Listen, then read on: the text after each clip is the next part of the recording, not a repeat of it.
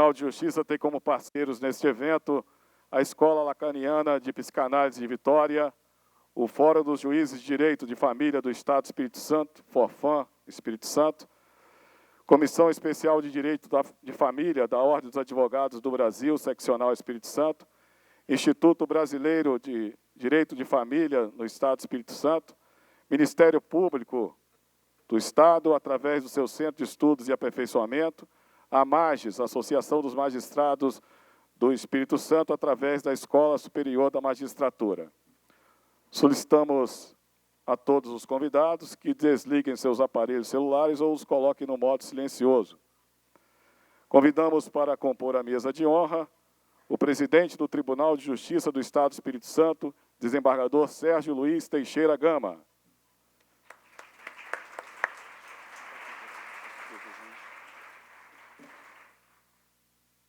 A supervisora do Núcleo Permanente de Métodos Consensuais de Solução de Conflitos no PEMEC e diretora da Escola Superior da Magistratura do Espírito Santo, desembargadora Janete Vargas Simões.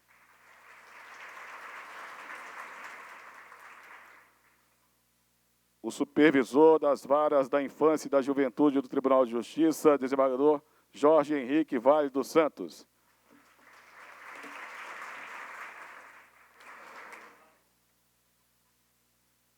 A diretora da Escola Lacaniana de Psicanálise de Vitória, a senhora Ruth Ferreira Bastos.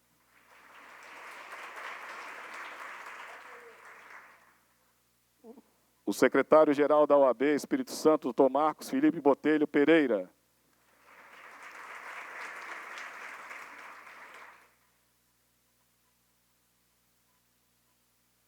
Também é convidada à mesa a presidente do IBDFAM, doutora Flávia Brandão Maia Pérez. Para uso da palavra nesse momento, a supervisora do Núcleo Permanente de Métodos Consensuais de Solução de Conflitos e diretora da ESMAGES, desembargadora Janete Vargas Simões. Boa noite a todos. Eu os cumprimento na pessoa do nosso querido presidente desembargador Sérgio Luiz Teixeira Gama e quero aqui também cumprimentar todos os parceiros deste evento, dizer que o mesmo foi programado, planejado e executado com a participação de todos. Que vocês todos aproveitem, porque foi feito com maior carinho esse planejamento. Quero dizer que discutiremos nessa noite e no dia de amanhã as interfaces do direito de família com a psicanálise. É o momento que nós estamos vivendo na nossa sociedade hoje, em que várias demandas, vários litígios são trazidos ao judiciário e que necessitamos cada vez mais da participação de outros saberes. E aí a psicanálise, com certeza, é o nosso apoio fundamental. Quero agradecer todos os servidores e funcionários que ajudaram na elaboração desse evento e, dando-lhes as boas-vindas, eu desejo a todos um bom evento. Muito obrigada. Fará uso da palavra, em nome dos demais parceiros deste evento, a diretora da Escola Lacaniana de Psicanálise de Vitória, a psicanalista Ruth Ferreira Bastos. Boa noite. Bom, eu trouxe para vocês uma frase do Ítalo Calvino, em As Cidades Invisíveis. Eu pensei que essa frase pode nos ajudar a pensar não só o tema do evento, mas também as dificuldades próprias da convivência no campo do direito, entre os psicanalistas no âmbito de suas escolas, e mesmo nas nossas tentativas de estabelecer uma conexão entre esses dois campos, psicanálise e direito. O Calvino diz assim: o inferno dos vivos não é algo que será. Se existe, é aquele que já está aqui, o inferno no qual vivemos todos os dias, que formamos estando juntos. Existem duas maneiras de não sofrer. A primeira é fácil para a maioria das pessoas: aceitar o inferno e tornar-se parte deste até o ponto de deixar de percebê-lo. A segunda é arriscada e exige atenção e aprendizagem contínua. Tentar saber reconhecer quem e o que, no meio do inferno, não é inferno, e preservá-lo e abrir espaço.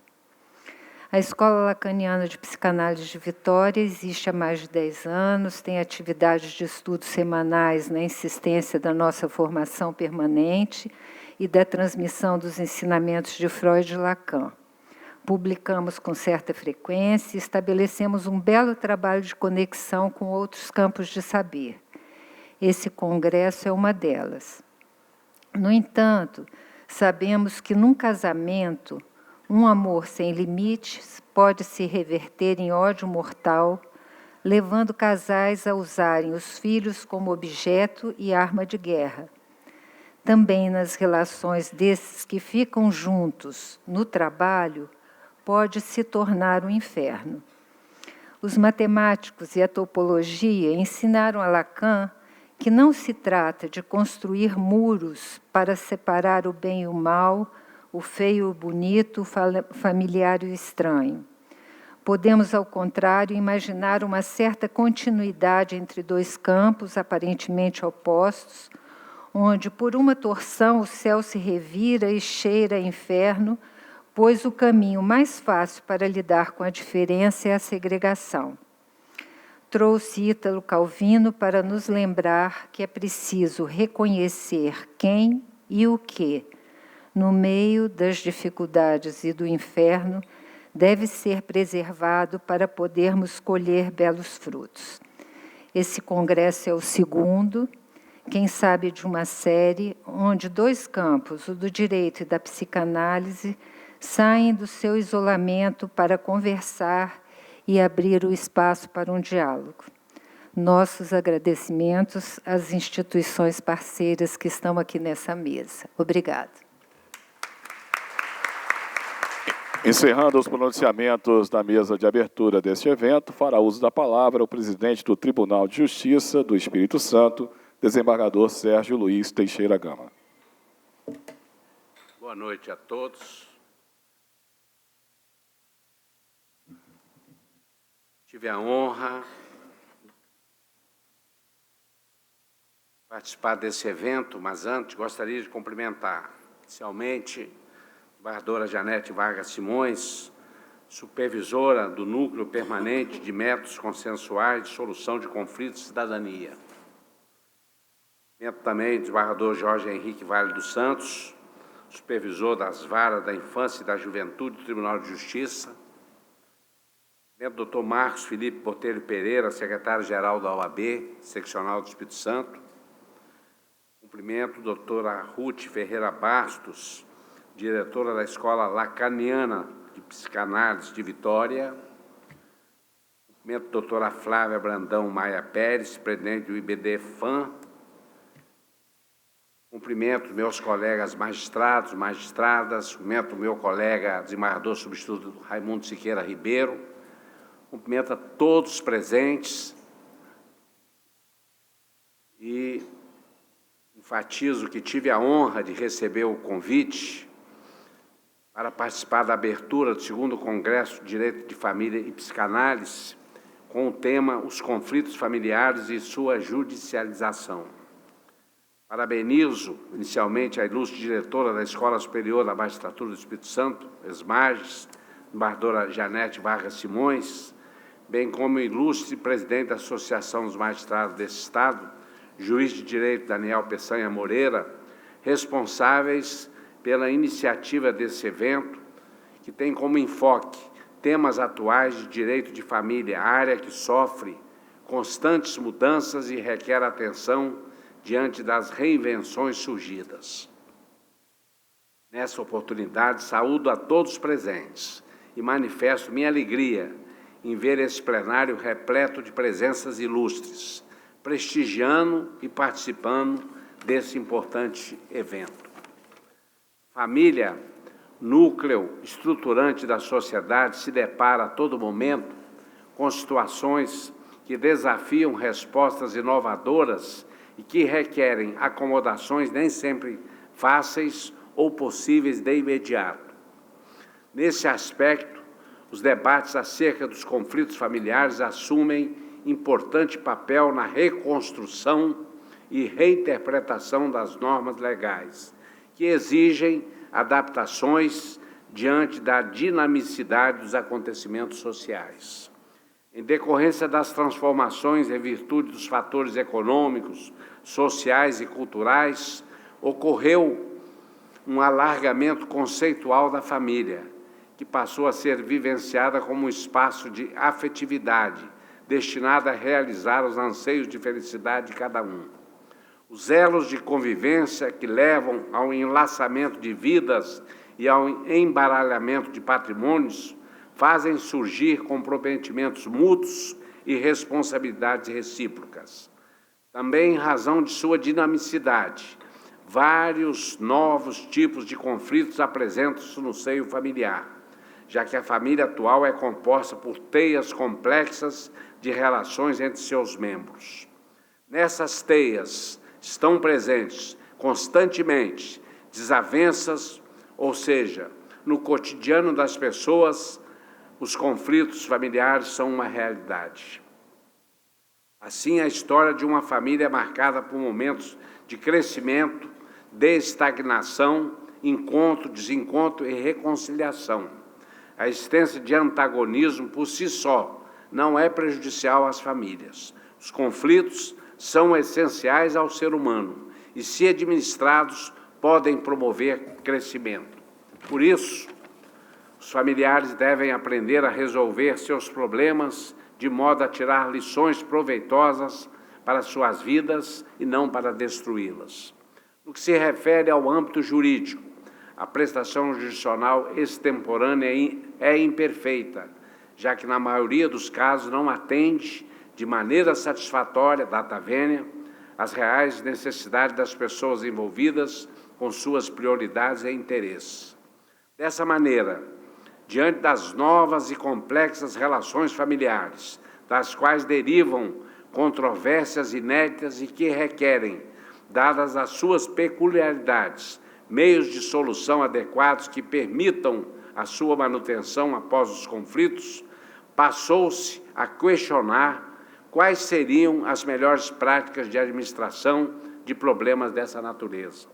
Seja como for, não se pode perder de vista que os conflitos familiares, antes de serem conflitos de direito, são essencialmente afetivos, psicológicos, relacionais, antecedidos de sofrimento. Logo, para uma solução eficaz, é importante a observação dos aspectos emocionais e afetivos. É indispensável perceber que as pessoas não são só corpo, também têm alma. Não têm só vontade, nem sempre agem pela razão. Muitas vezes são movidas pela emoção e pela paixão. Portanto, o meio adequado para a solução de conflitos familiares deve passar inicialmente pela compreensão positiva dos problemas, visto que, nesse caso, é necessária a manutenção dos vínculos. Daí porque torna-se importante o estímulo à solidariedade, à compreensão, à paciência de cada uma das partes, no sentido de um ganho mútuo, de uma vitória conjunta, com a clara percepção dos interesses em comum e não somente das diferenças. Diante dessa complexidade de relações, sentimentos e contendas, é muito difícil engessar, dentro das normas jurídicas, as vivências de cada um, seus amores e desamores. Por isso, o direito precisa ter a humildade de buscar subsídios em diversas áreas do conhecimento, socorrer-se de outras ciências, chamar quem trata dos aspectos psíquicos do ser humano, quem estuda as influências do meio. Eis a razão pela qual a abordagem interdisciplinar é fundamental e vem provocando a transformação da estrutura das varas de família. Verifica-se, assim, a necessidade de uma discussão profunda sobre os temas delicados que serão abordados nesse evento, em busca da melhor administração para os conflitos derivados das relações familiares. Desejo, portanto, sucesso no desafio que os senhores têm pela frente e um profícuo aproveitamento nesse congresso, com a certeza de que irão aurir grandes ensinamentos. Sem maiores delongas, passo a palavra ao cerimonial para dar continuidade a esse evento, em que os eminentes palestrantes nos brindarão, com certeza, com seus auspiciosos e brilhantes conhecimentos em temáticas de enorme relevância para o fomento de nossa sociedade. Muito obrigado e que Deus continue a nos iluminar sempre. Neste momento, solicitamos que se desfaça a mesa de honra para darmos início às apresentações técnicas deste evento. Para a composição da primeira conferência do evento, que tem como tema Novas Famílias, Velhos Conflitos, convidamos como coordenadora da mesa a psicanalista, membro da Escola Lacaniana de Psicanálise de Vitória, coordenadora do Fórum 5 da Infância e Adolescência, mestre em Psicologia pela UFES, Cecília Costa Oliveira.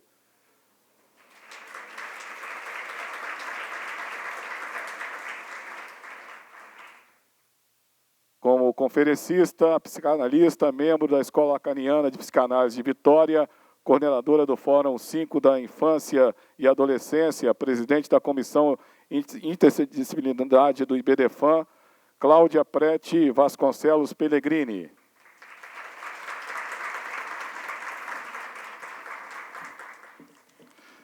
E como debatedor, o juiz de direito e presidente do FORFAM, juiz de direito da 2ª Vara da Família da Serra, doutor Fábio Gama Júnior.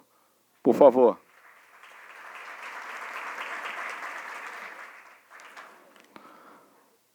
Para a condução dos trabalhos, passamos a palavra à coordenadora da mesa, Cecília Costa Oliveira.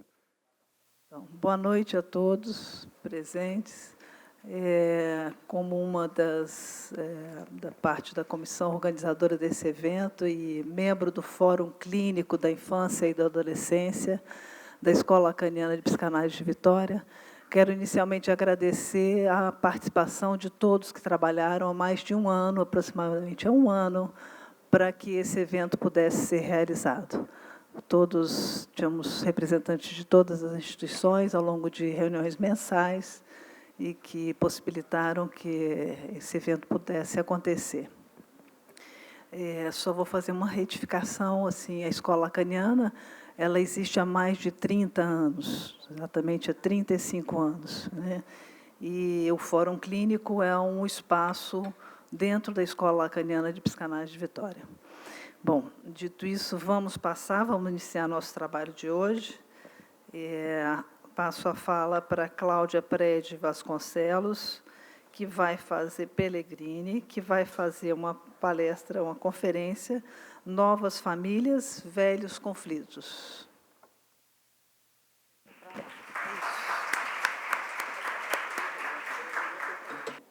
Bom, eu também gostaria de agradecer a presença de todos vocês, né? Nós que estivemos desde a origem desse projeto.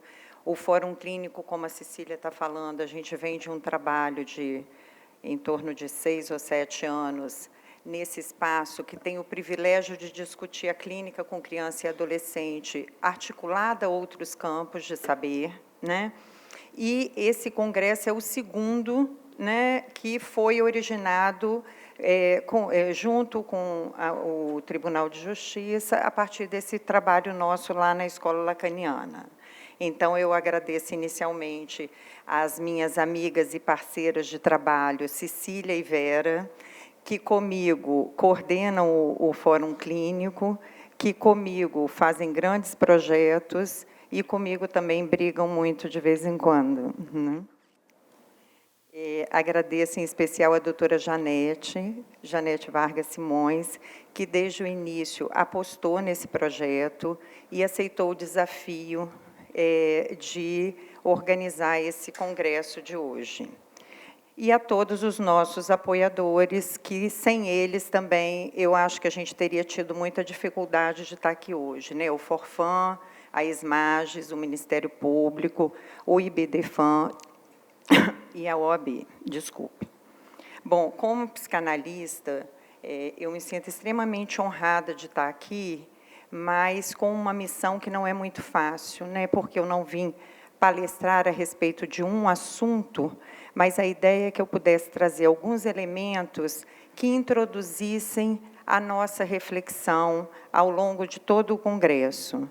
Então, eu fiquei com uma missão um pouco difícil, eu espero poder dar conta para vocês, né?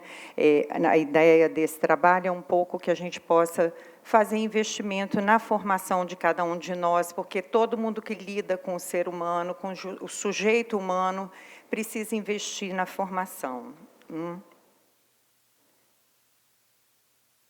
O título que eu dei, passou aí? O título que eu dei à minha fala, pensando no que eu iria, né, trazer para conversar com vocês, foi a partir, eu fiquei me perguntando muito, né, como fazer essa fala, e eu fiquei me perguntando o que seria o mais importante de trazer como ponto de partida. E a gente, quando escolheu o título desse congresso, vocês todos devem ter observado que é os conflitos familiares e sua judicialização, a gente partia de uma suposição que os conflitos familiares eles têm sido excessivamente judicializados hoje em dia, né? E a gente queria trabalhar um pouco o que está acontecendo no mundo, na nossa organização social, que está fazendo com que esses conflitos sejam tão judicializados. E quando eu comecei a pensar no título, eu me lembrei de uma história que diz respeito à minha história, a história da minha família, e isso me fez pensar que as questões elas são velhas, né? Por isso que eu botei velhos conflitos, mesmo que a gente esteja hoje com novas famílias e novas configurações familiares. Eu venho de uma família do interior e, há mais de 70 anos atrás, o meu avô materno, ele se apaixonou por uma outra mulher e resolveu viver esse amor, né? Então, a minha avó ficou como aquilo que, na época, se chamava de mulher largada, né? Porque não era nem a desquitada. Vocês que são do direito acompanharam essa evolução, né? As mulheres desquitadas sofriam muitas discriminações e muitas dificuldades, mas, num tempo anterior, isso era ainda muito pior. E, no entanto, apesar de todas as dores e todos os efeitos que cada um desses protagonistas dessa história levaram vida fora, né, porque, na época, a minha mãe, que é a filha mais velha, tinha apenas 7 anos, e eles eram em 4, então eram 4 crianças pequenas. A vida toda, ele, apesar de ter ido atrás do seu desejo, ele nunca desamparou a família de origem, né? E eu, quando nasci, muitos anos depois, eu cresci, não só ouvindo essas histórias, como convivendo com 3 avós. E sem nunca ter tido uma diferença que eu entendesse por que se uma era mais importante que a outra, né? Eu sou, talvez, um testemunho antigo de famílias que puderam se reconstituir com todas as dores, volto a dizer, porque isso não se faz sem consequências, mas que puderam respeitosamente fazer isso, e o fazem até hoje, porque são todos vivos. Ao longo dos seus 90 e muitos anos, ele ainda dá todo o amparo necessário, e ele ainda é casado com a mulher que ele escolheu lá atrás. Então, foi isso que me fez pensar que talvez a gente precise refletir um pouco a respeito do que tem acontecido hoje na nossa organização social, né, que faz com que esses conflitos, que sempre existiram, estejam aparecendo com roupagens tão intensas e tão distintas, né?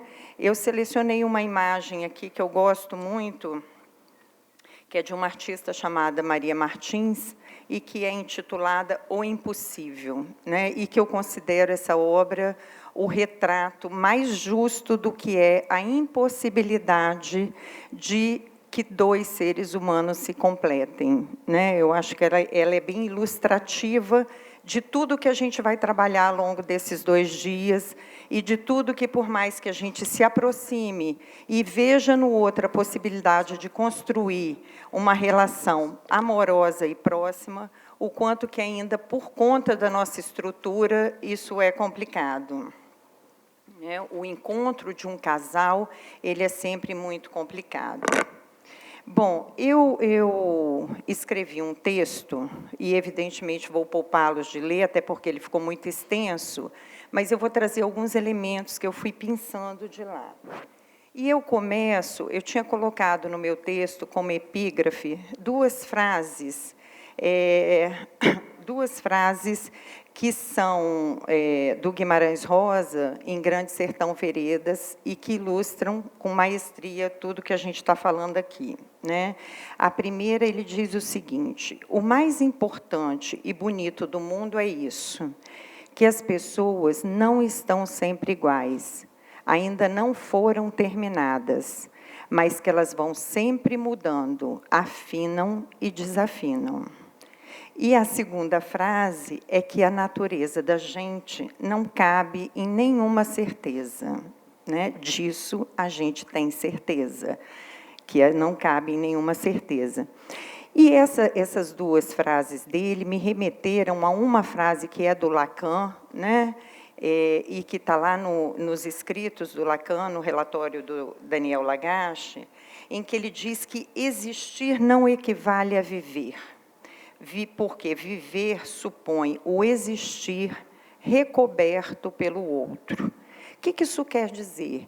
Isso quer dizer que, apesar de todas as dificuldades nas relações, a gente só pode existir se a gente se relaciona com o outro. O ser humano, ele é absolutamente dependente de um outro que o acolha no mundo e que o humanize, porque a gente nasce filho do homem, mas a gente, para se humanizar, a gente precisa de um caminho que vai ser seguido a partir desse nascimento com esses que nos acolhem no mundo, sejam eles pai e mãe biológicos ou quem mais puder ocupar, né,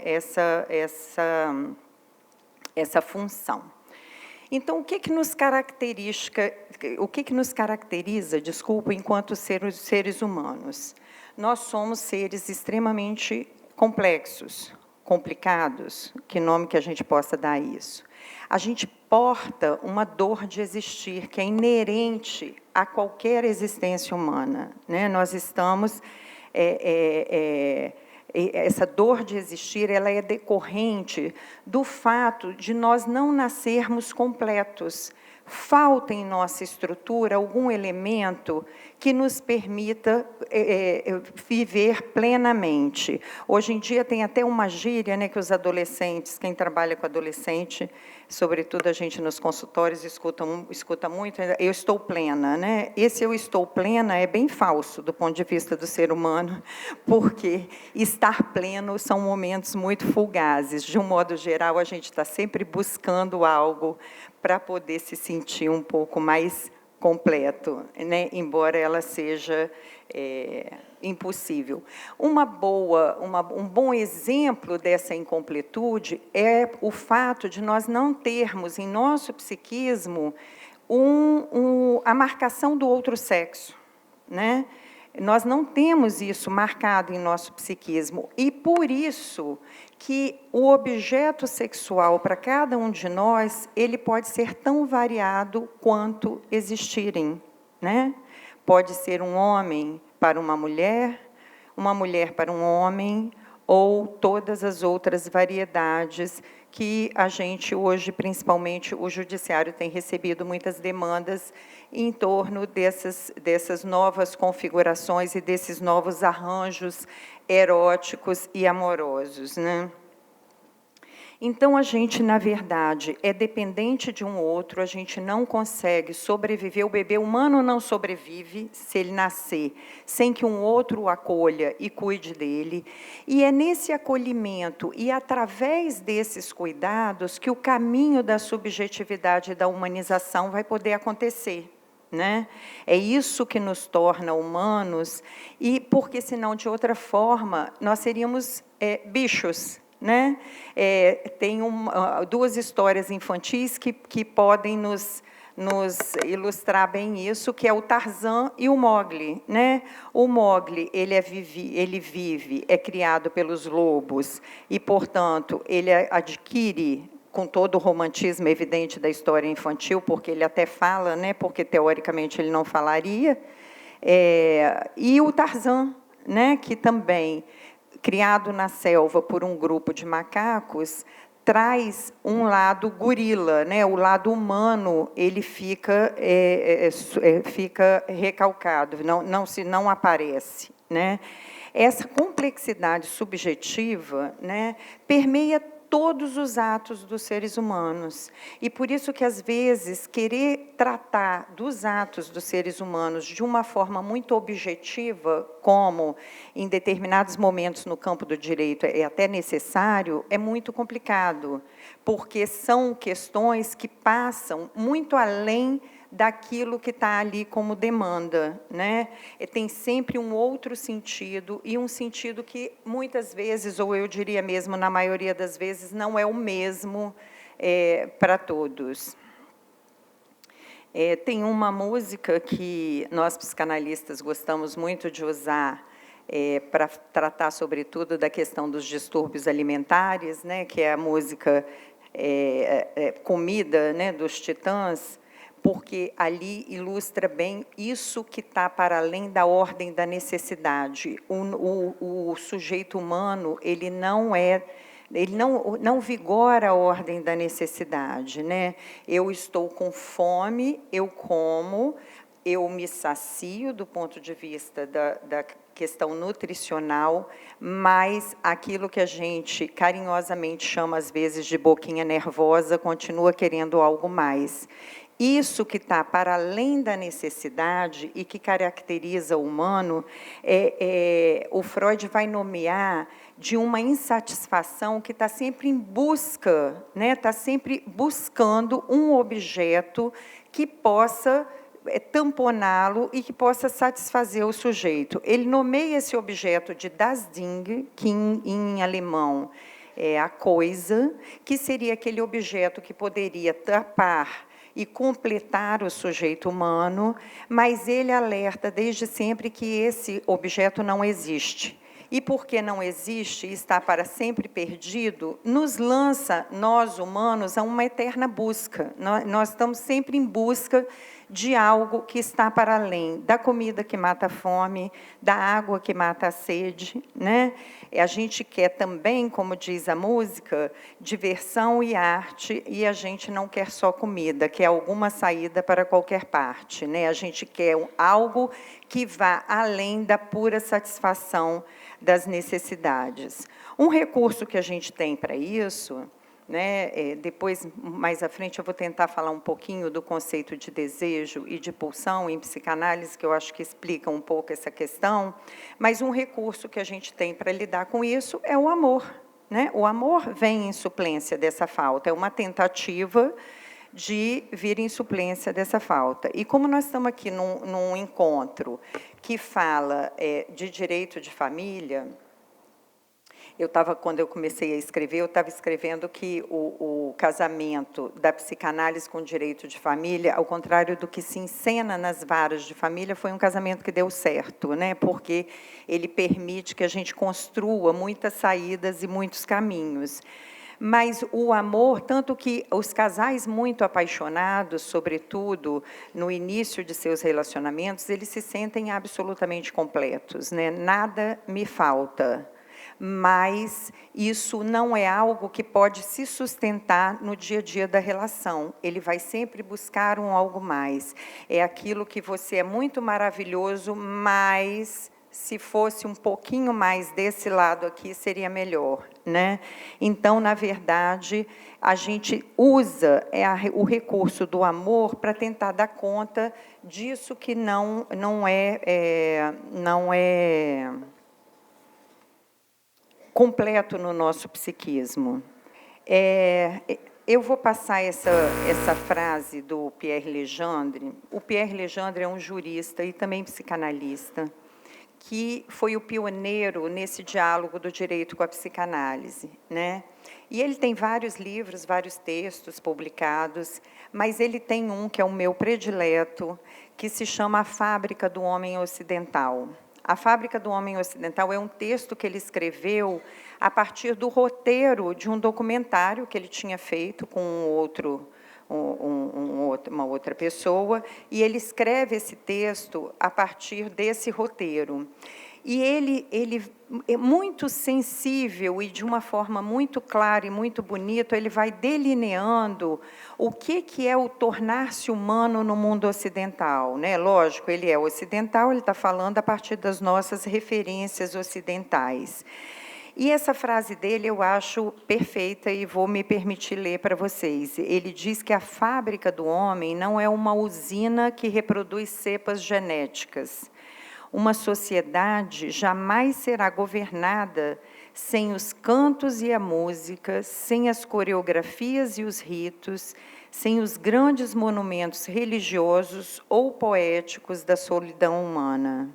E, num outro momento desse mesmo texto, ele fala que a gente não pode falar do sujeito humano numa dimensão açougueira, né? Eu acho que é isso um pouco que a gente está fazendo aqui, né? A gente está tentando, uma das visadas é que a gente mexa com a nossa formação para poder não esquecer, né? Ficar sempre lembrando aquilo que não pode esquecer e podendo tratar de alguma forma, ainda que o campo do direito precise dessa objetividade, que a gente possa levar em conta a complexidade subjetiva desse que está ali à nossa frente. Isso é super importante. A gente sabe que o ser humano não cabe em modelo nenhum, que ele não é programável igual ao computador, e que lembrando aqui do bom e velho Tolstói, né, que já lá em 1856, na introdução de Ana Karenina, ele dizia isso, que todas as famílias felizes são iguais, mas as infelizes são cada uma à sua maneira, né? Cada um tem a sua questão, e a gente precisa poder ter uma escuta atenta e uma condução do nosso trabalho de forma que a gente leve isso em conta, a particularidade e a dificuldade de cada sujeito que está ali. Mas, vamos lá, estou acabando. Se assim caminha a humanidade, né, e se, parafraseando Nelson Rodrigues, é assim a vida como ela é, o que a gente pode fazer, né? O que a gente precisa fazer? Eu acho que a grande possibilidade de um trabalho é permitir essa elaboração simbólica, dar esse tempo para que o sujeito processo, é uma discussão complicada essa questão dos processos judiciais, porque ao mesmo tempo que às vezes a gente se queixa da lentidão do processo, mas muitas vezes um tempo é necessário para que o sujeito possa se situar um pouco melhor, né?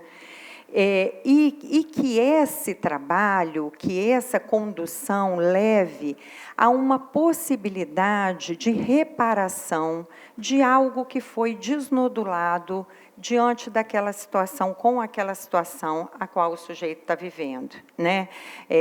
O Lacan trabalha muito isso, de que a gente tem como estrutura uma certa nodulação, uma certa amarração que nos sustenta, e em alguns momentos da vida da gente aquilo rompe, aquilo desnodula, e que é preciso fazer uma reparação ali onde houve essa ruptura, para que o sujeito possa renodular de outra forma e seguir a vida, né?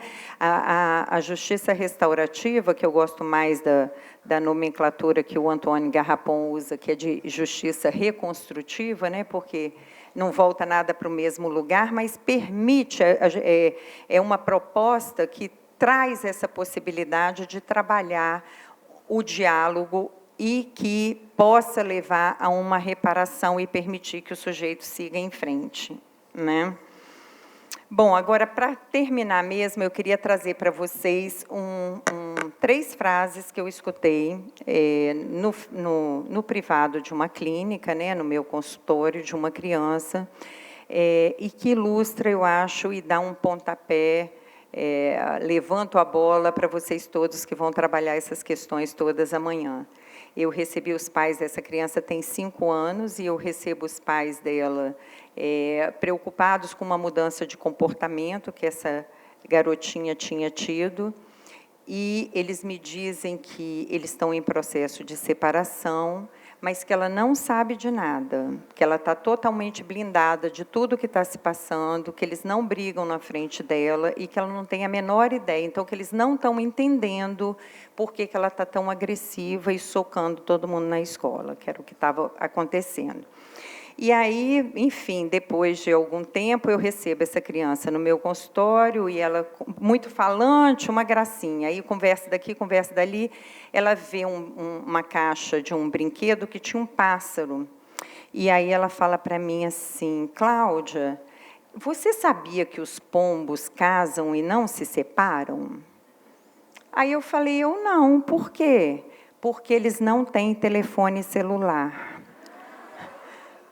E a história da separação dos pais é porque o pai tinha descoberto que a mãe o estava traindo pelo telefone celular. Então, ela não sabia de nada, né? Mas os pombos não se separam porque não tem telefone celular. É essa escuta que a gente precisa, né? Poder ter, para poder dar algum lugar de elaboração a tantas dores e a tantas questões que a gente recebe. Bom, eu espero ter contribuído com algumas reflexões aqui que levantem todos os temas interessantes que a gente vai lidar amanhã, que a gente vai conversar amanhã, tá bom? E essa era a contribuição que eu queria trazer para vocês. Obrigada. Obrigada, Cláudia, pela maravilhosa conferência, com muitas questões para a gente discutir.